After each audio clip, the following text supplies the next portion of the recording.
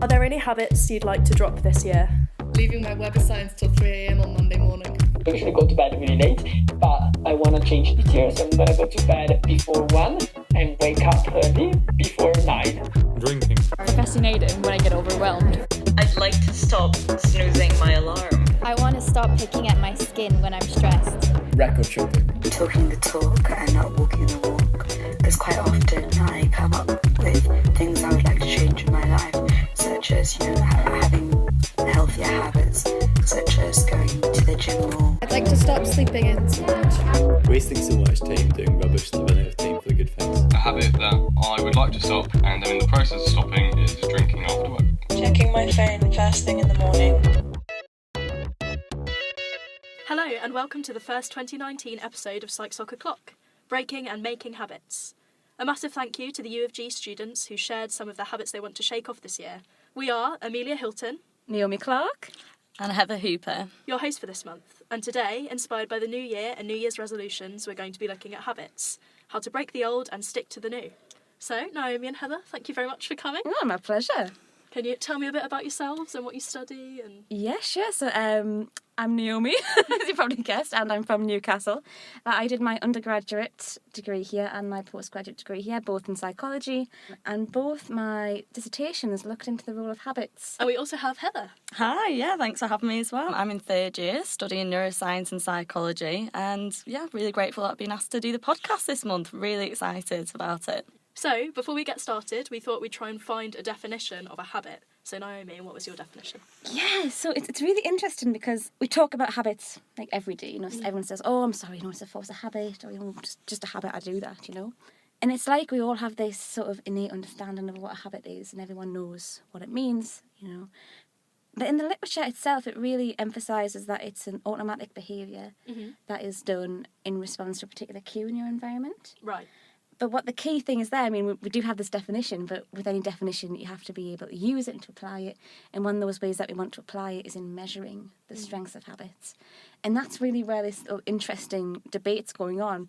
There's two opposing sides, and one sort of stresses the average of frequency and consistency in performing a behaviour, whereas there's sort of like the other team, which is looking at the more of the automaticity and how strong that is in determining the strength of the habits. So it's this really interesting debate as to what really is a habit, Yeah. Yeah. Heather and I also looked at different definitions. I think yours was quite different to mine. Yeah, mine was definitely looking at the automaticity of it all and your behaviour, especially in response to that cue, that trigger that's in your environment, that you then respond to that. And that can be anything such as being with a friend or just like a little noise or even just waking up, having breakfast and then doing something after that. Then you get develop into that habit as well. And that's forming over the repeated experiences of doing that day to day, every hour, within that time frame. Yeah. I think the one I found, which was from Verplanken and Arts in 1999, All right, yeah. it defined habits as behavioural patterns performed automatically in response to a situation in which the behaviour has previously been performed repeatedly and consistency.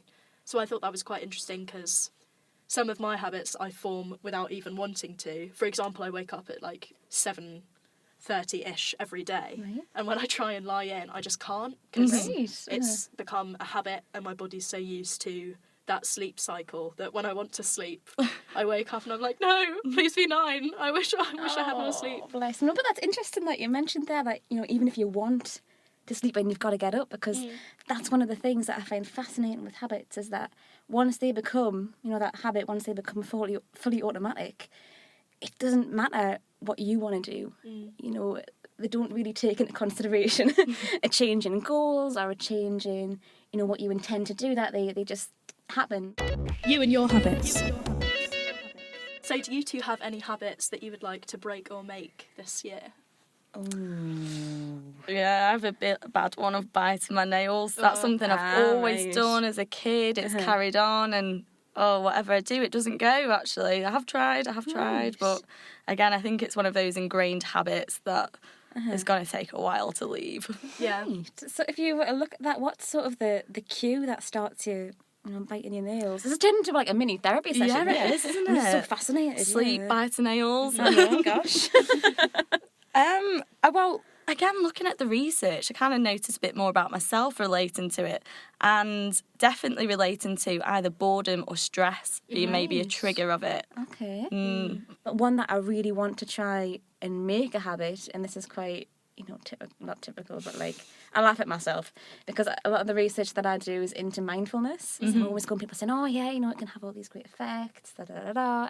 But yet I have been unable yet to establish like a proper mindfulness meditation routine, because I know that I'm not going to hijack this to all be mindfulness, but you can integrate it into your life and do it just whenever you're doing tasks, which is grand.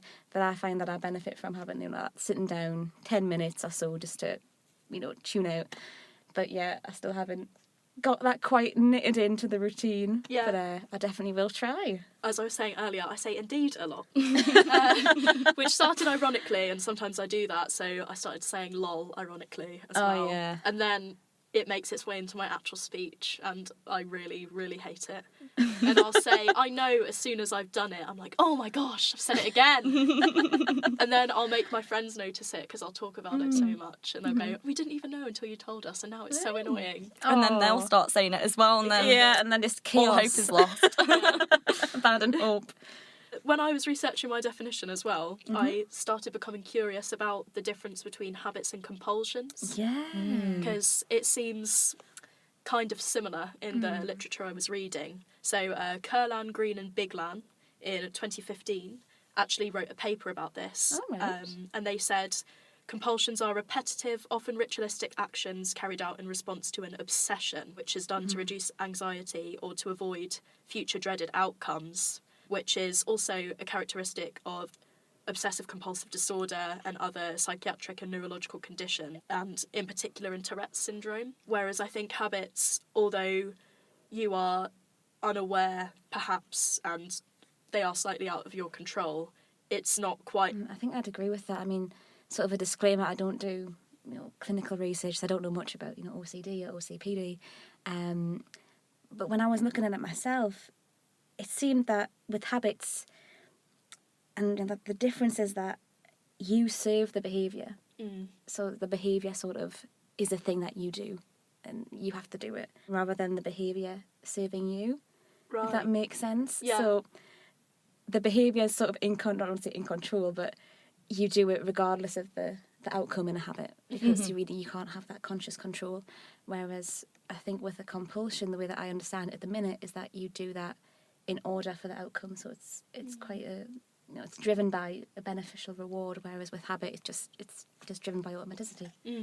We were also talking as well about how difficult it is to measure habits, and I think you wondered when you were doing your research, Heather, about how often a behaviour has to happen for it to become a habit.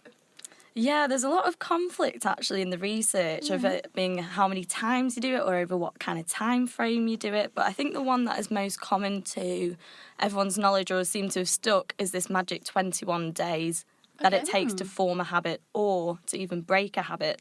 And that was said actually back in the 1960s by Maxwell Maltz. So there has been a lot more research done on this a bit more recently, especially with the time frame of it, and it's actually jumped to about 66 days to form a new habit, which is massive. Right, yeah. But then the variation around that was 18 to 267 days. Oh wow, so that just shows how individual it is as well. Yeah. We're not all the same. It doesn't all take the same time frame to do these things. But they focused on things like an eating habit, so having a piece of fruit or drinking water, and then exercise. And that difference was in each one of those categories as well. Okay. Another one is saying that a habit has to be formed at least twice a month and then at least 10 times once within that time frame as well. There's all sorts there. It's then talking about what kind of happens with a habit is that there's 4 stages. So you have that cue, that craving, the response, and then the reward to that, because you do have to have some kind of reward. Right. Otherwise, why would you keep doing it? I never would have thought that there could be such a big difference between individuals about how long it takes to form a habit. I think to do that, with that, immediately what jumps out at me is an individual's self-control.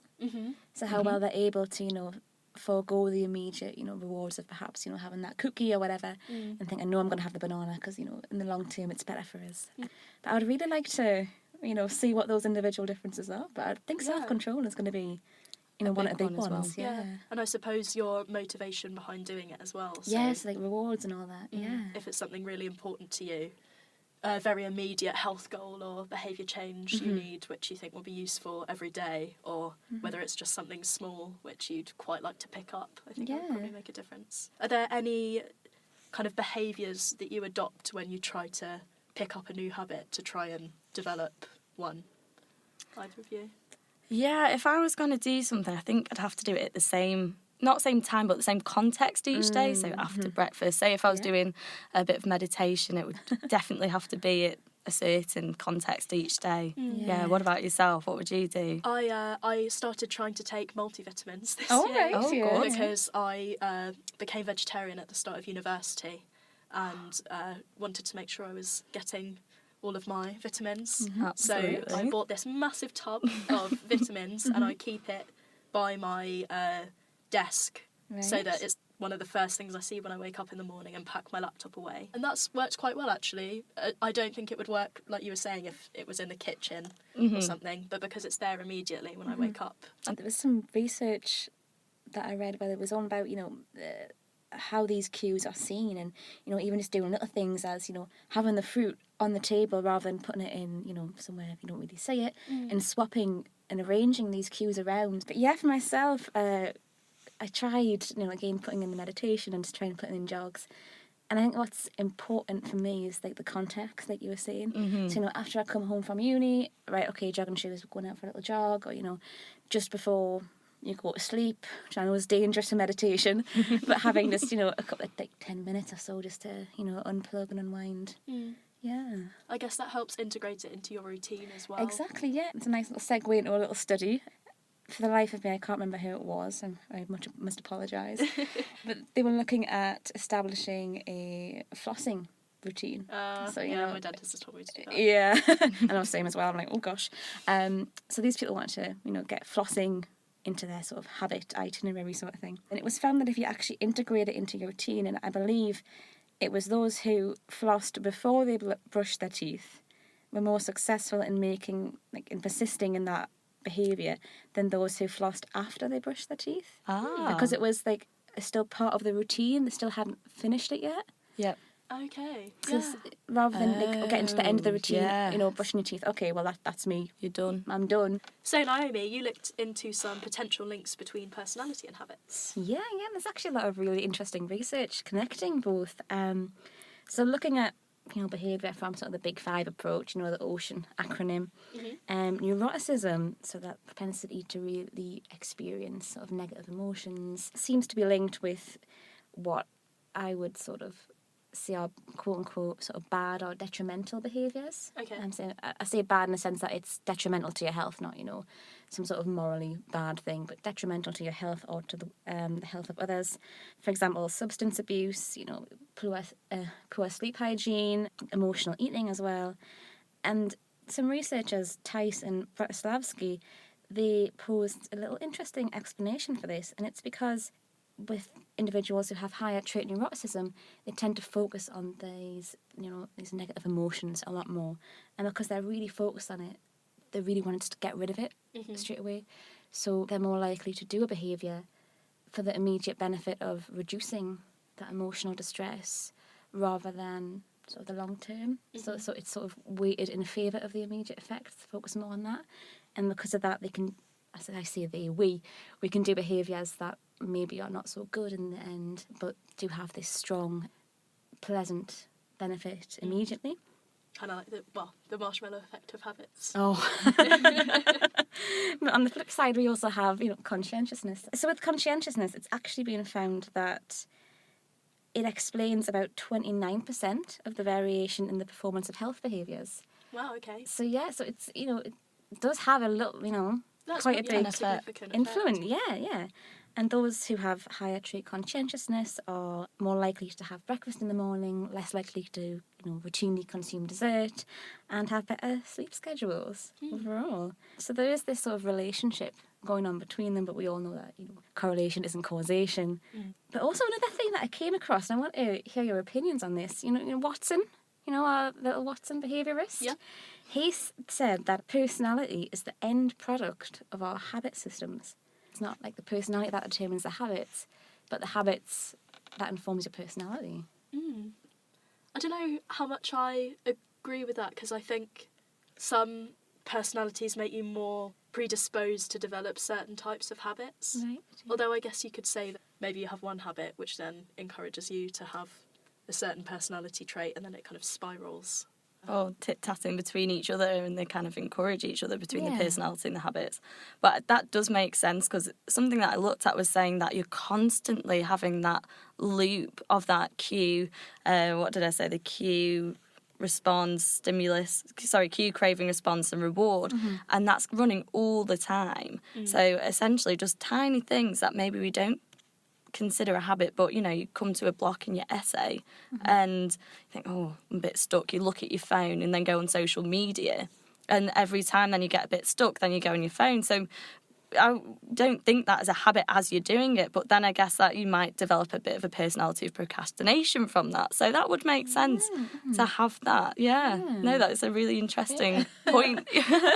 Yeah. I like it. Yeah. So what do you guys think overall of personality? Do you think your personality has influenced the habits that you have? I think mine does, but I also think it might be, like Watson suggested, kind of a... The other way, the Yeah, reverse. I'm quite a organised person, and I like to fill my time with activities. But I think that means sometimes when I don't have anything to do, I feel very restless, because I'm like, oh, there's a gap in my schedule, I should have something here. Yeah. That's like me straight away. I like to have things organised and have things planned. So when you're having that break in between, academic years at university when you're in the summer, and if there was maybe a week or a couple of weeks where I didn't have much going on, I would be very restless. Like, I've got to find something to do. I've got to go on YouTube Creative doing work. some sort of course. Yeah, exactly. Create course. Like, I'd love an essay right now. What about you, Heather?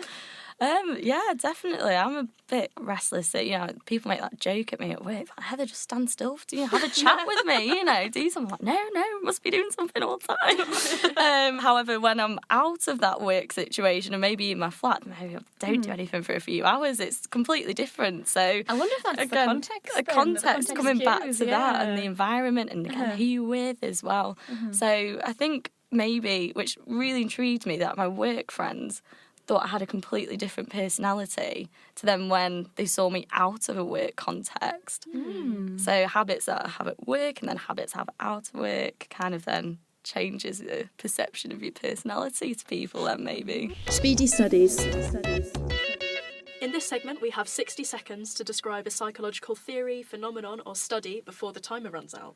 Our buzzer this month, inspired by Naomi's mindfulness knowledge, is a Tibetan singing bowl sound. So, when you get to the end of your 60 seconds, you will hear this, which is a lot more serene than some of the other ones that we've had, but I like it. It's kind of hard to find a sound that was related to habits. Yeah. Because just habits are so varied, Yeah, I was going to do an annoying cough, but I couldn't get through the sound effect. Right, too annoying. so... Yeah. I'm going to start the timer in just a sec. You ready? Oh, okay, bring it on. Here we go. 3, 2, 1, go. Okay, so for my speedy study, I looked at a study by Woolley and Fishbach about the influence of immediate rewards in long-term goal pursuit. So now this paper is really interesting, literally go away, read it. It's a fantastic read. But I'm only going to be looking at one study that they did in that. And in this study, they looked at the influence of immediate rewards on the persistence of New Year's resolutions. Yeah, so with 96 participants, they got in touch with them in January and asked them to state what their resolution for the new year was out of, a couple of categories. So we had health, work, social, but also other, And what was interesting, and just in a general sense, opposed to the study, is that they found that 55.2% of resolutions were health related, 34% were work related, and with the rest between social and other. So then asked also, how much of the immediate reward do you find is associated with this? Oh no! Don't worry. Oh gosh, but how much of the immediate reward do you find is associated with this resolution? Does it give you an immediate sort of positive experience? Is it enjoyable? Is it engaging? And he also asked about the delayed rewards associated with the resolution. So do you think it's useful? It's going to change your life? And they also then assess. I noticed that also, saying also is pretty much a habit for me always. So also, Oh, no, you said that. I know now, I'm becoming aware of it. They looked at the goal persistence across 2 months, and, to cut things short, they found that the immediate rewards had a significant effect in predicting goal persistence across those 2 months, but the delayed rewards didn't. Okay. They didn't really have an influence at all, but it seems to be that both immediate reward and delayed rewards influence how you think you're going to be successful. Okay. So you think, okay, well, it's going to be it's going to be enjoyable now, but it's also going to be, good for my health. I think I'm going to, adhere to that. I'm going to stick to that. Then actually, when you're doing it, it's only that immediate reward that drives you. Right. That is interesting. It's a bit more than 60 seconds, but hopefully it's worth it.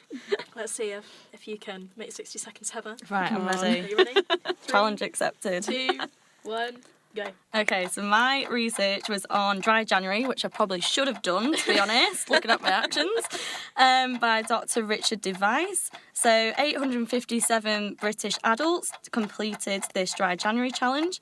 They had a questionnaire, a 1-month follow-up and a 6-month follow-up, measuring the amount of alcohol consumption and the amount of times that they actually refused to drink as well, which I think is the hardest part. So they had enhanced feelings of well-being, they had increased physiological benefits as well, self-efficacy with refusing the drinks, and they definitely felt that sense of success as well. So what was interesting about this, that they were more likely to then keep this behaviour going up to the 6 months point as well. So 72% of participants had maintained lower levels of harmful drinking, and 4% were still not drinking after 6 months as well. But they, I thought I was going to get it then. You were so close, keep going. You were, nearly on it. But the other thing is that they didn't have this binge drinking in February and following on from that, which was quite interesting. What we would consider other New Year's resolutions, they had 62% had better sleep, 62% had more energy, and 49% lost weight as well. Huh.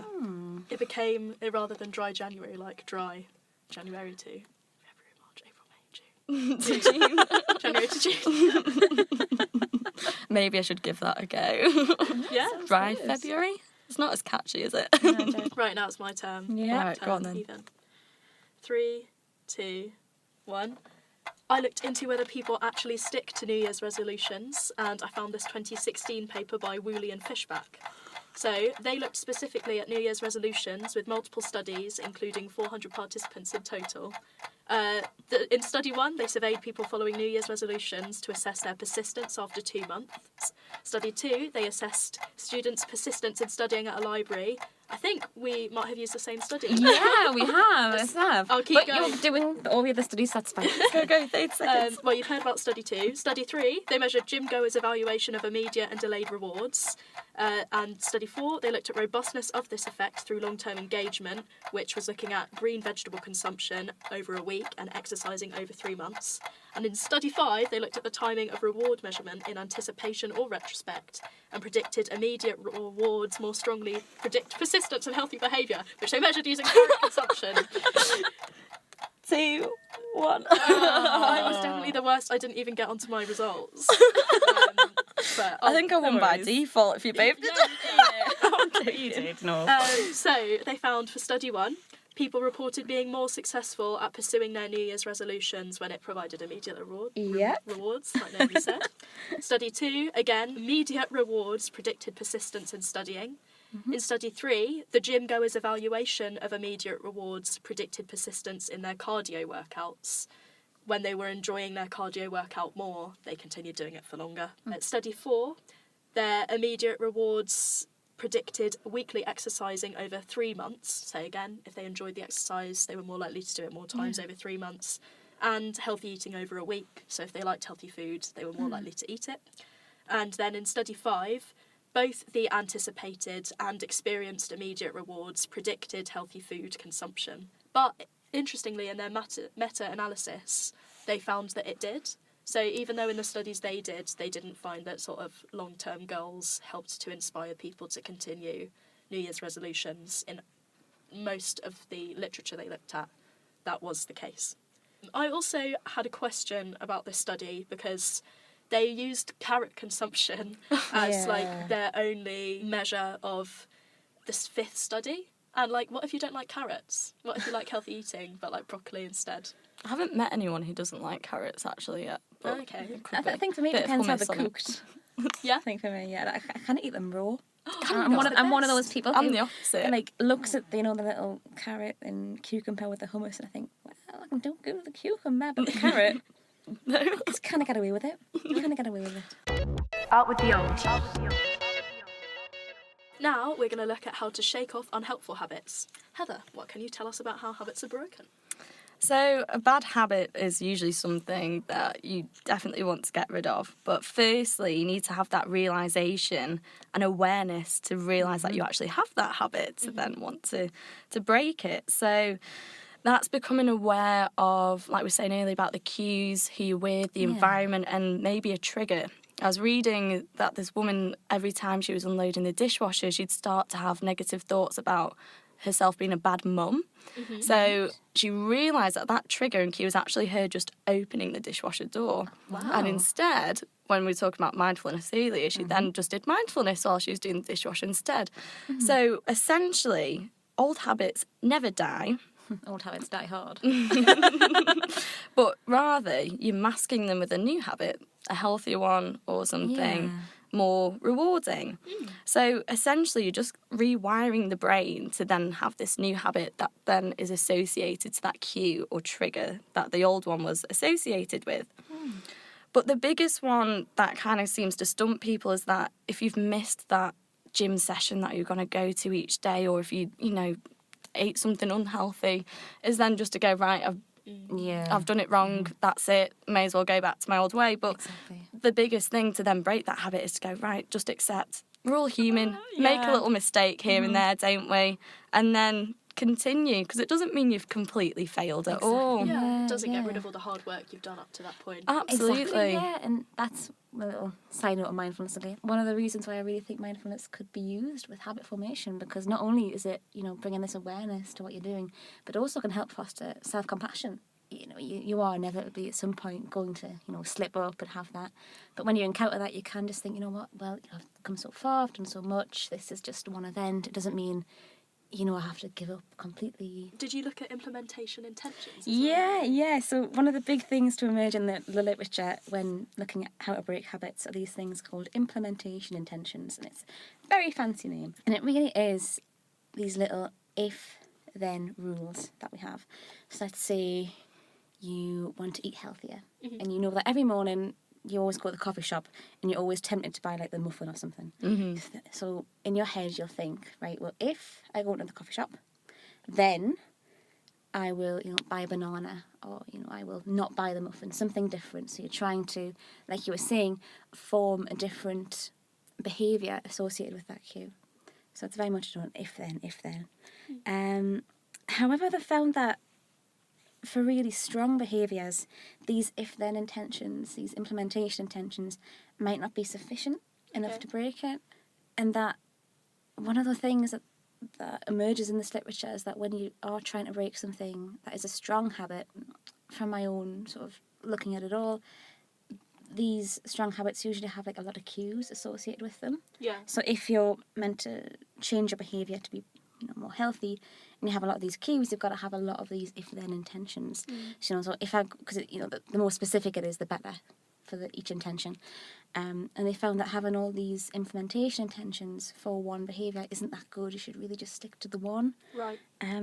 So it's, in some instances it can be good to have these little rules, but in some instances it might not be too good. In my interview I did earlier this week with Lawrence Barcelow, who's a professor here, we were talking about lots of different things to do with habits as well, and he was saying that the research he's done recommends that you come up with kind of strategies for when you do inevitably slip up, so that when it happens you kind of think, okay, I've already planned for this, I know how I'm going to get back on the wagon, rather than thinking like, oh, that's it, can't keep going. You've got your backup plan then as well. Yeah, exactly. So when it does go wrong, you kind of revert back and go, no, it's okay, I've planned for this, it's going to be fine. Yeah, it's good, I like that. I looked a little bit at kind of different methods people might use to break bad eating habits or even take up new ones. So there's this idea I had come across called a diet bet, Right. where you have a paid wager where you say, okay, I want to lose this much weight in this amount of time. People, can you sponsor me so that if I do accomplish this, I either receive the money or the money that you've raised will go to charity. It. And I found this BPS 2015 article which actually discussed a Channel 4 TV show which had the same idea. This was written by Emma Norris, and this article discussed a kind of competition where financial cost is wagered between two people who compete to reduce their weight. And it's based on the idea that we're more likely to stick to a cause when we're risking a personal financial loss.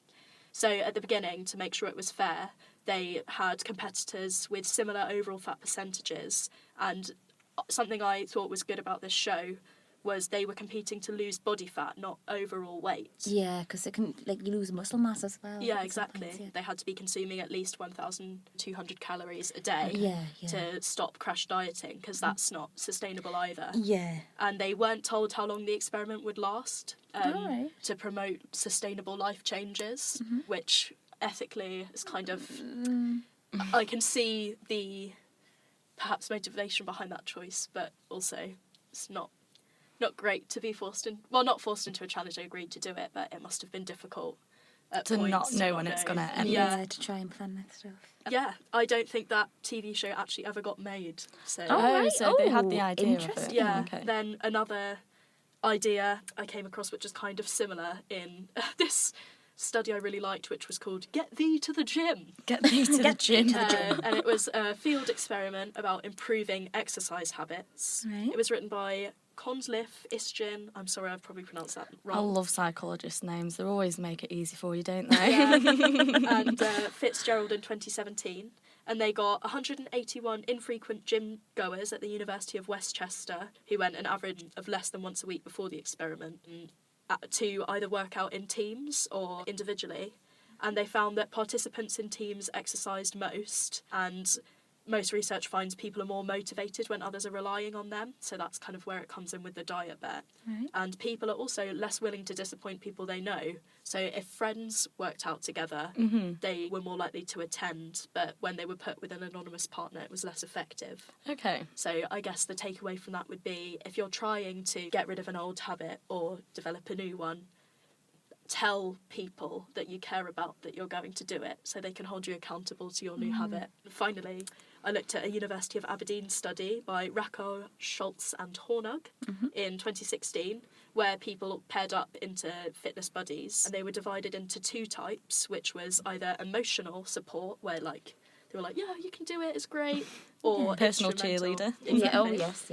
Or instrumental, their partner would turn up to every training session. So in the emotional one, it was more about their communication outside of the workout. So they found, surprisingly, for me anyway, people exercise more when their companion offered emotional support and encouragement rather than the practical support, like turning up to every session, because they felt they were, I suppose, emotionally contributing to the partnership. And this has been adopted by online running apps and sports apps who offer a online community where you can agree to take part in challenges and support each other. Yeah. So I thought that was I've seen that, yeah. interesting. That makes sense, because there is emotion attached to each habit that you form as well, and that's something that we'll probably come on to, is emotional labelling. Yeah.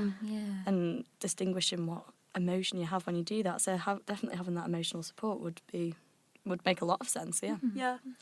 It also depends as well on the motivation and different types of reward you get. So Heather, did you look at money and how that Yeah, I did. So it was quite interesting from what you said from your first study about they did have that money incentive. The study I looked at was an exercise and money incentive, and they used 1,900 employees, and they had a gym within the offices where they worked, and this was by Royster and Sidnor at 2015. So they were paid $10 for each visit. So it was once a day they could get this $10 and 3 times a week. You also got a free gym membership, and they gave $20 to members who were joining. Right. They then went on to there's quite a few different conditions to this study, but in one of the conditions, it was all done by email, they did it by email on this one. Tried to not make it too obvious what the study was about. But so one of the conditions, they gave this commitment contract where the person, the participant, could put in as much money as they wanted. So they could either use the incentive money they already got or put in more. I think someone put in about $500 for this contract. So what they had to agree to was that essentially if they didn't go to the gym 14 days in a row, then they lost. That was them kind of failing contracts and they'd lose their money. But if they went, then they'd got the money back. They didn't get any more, but they had that investment of it's like a deposit almost, I was going to isn't say, it? yeah, that's interesting. And this was done over 8 weeks. And 63% were successful.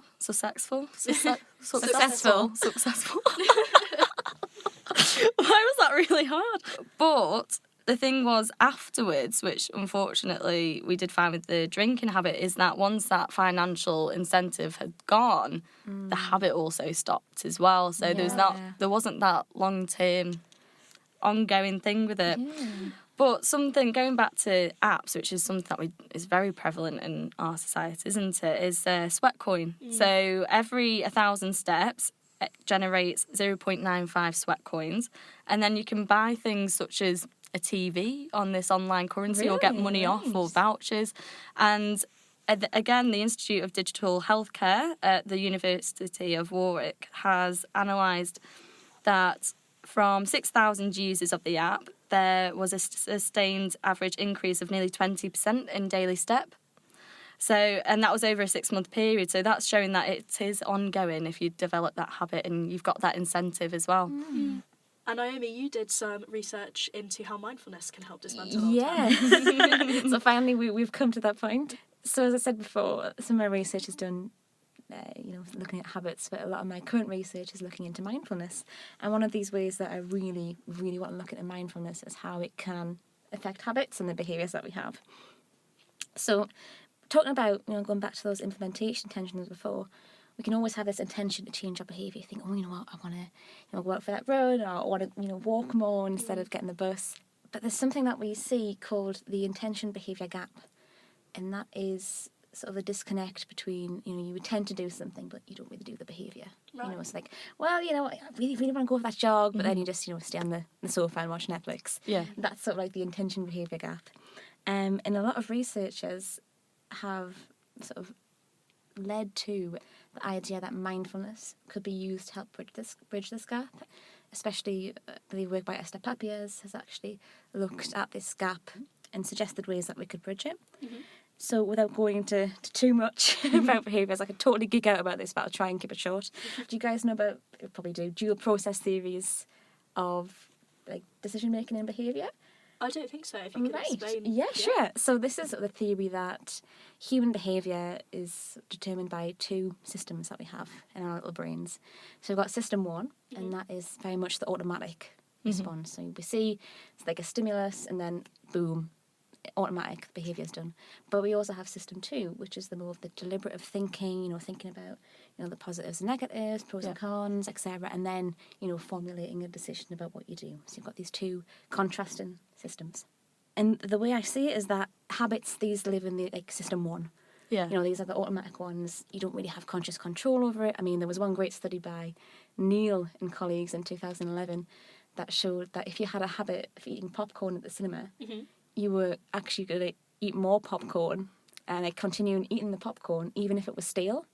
So even if it tasted horrible, you just naturally kept eating. Just because you're at the cinema. So that just shows that, there isn't much conscious control over these automatic behaviours. So I see when people are like, oh yeah, do implementation intentions. To me, that impacts, this system too. That's more of the conscious thinking about it, thinking, well, if I can do that, then I'm going to do this. It's very much, thinking all about it. So what I think with mindfulness is that part of mindfulness is, being aware of the present moment, non-judgmentally. It can develop your awareness of your behaviours. So by enhancing your awareness, I think that's really going to target that system one, those system one behaviours, because awareness and automaticity are sort of like, the flip side of the same coin almost. So I think with mindfulness has a great opportunity to directly address the main problem in habits, which is the lack of awareness, rather than trying to get the system 1 via system 2 when really there is this gap between them. I mean, a lot of the research I was doing, I see a lot. Sounds so fancy. For my undergraduate and postgraduate, we really demonstrated the importance of automaticity and context consistency in habit strength and in the frequency of a behaviour. And that's also been found in other theories as well. So I think mindfulness could be the next step. And there's a lot of interesting work done by Judson Brewer, who is looking at the use of mindfulness. Specifically now, I think he's looking into using mindfulness apps, which is really cool, into helping reducing smoking and anxiety. But I think the next step is really applying that to the habits that we have in the everyday. Yeah. And like you were saying earlier, Heather, we use our phones so much, and that is a